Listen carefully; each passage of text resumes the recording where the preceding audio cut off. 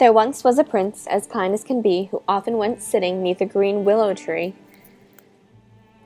by a dark pool with cool water that led out to the sea.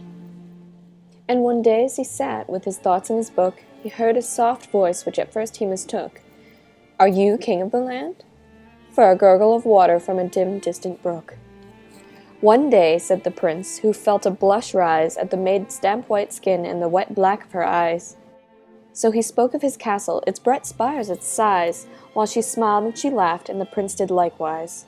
"You'd love my home too," suggested the maid, who spoke of dark caverns and ruined colonnades, jellied fish dripping limbs, pearls glinting like beads, rich gardens of coral shot through with seaweed. Though as the prince listened, he grew quite afraid of this bleak ocean world 'neath his green forest glade.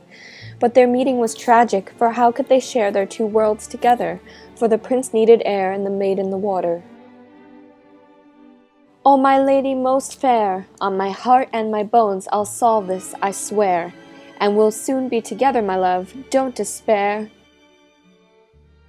So he returned to his castle and started to plan, with his heart in his throat and his chin in his hands, for a way, any way, to unite their two lands. When he returned to the willow, he was in a fine cheer. He'd build a great moat, and the moat would reach here.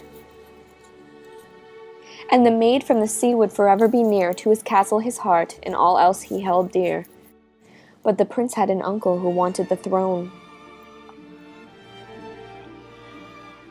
who found him and drowned him. And the prince died alone.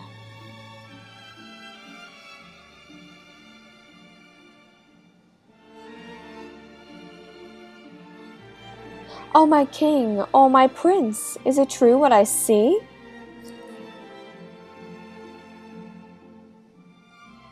Have you given up air out of your love for me?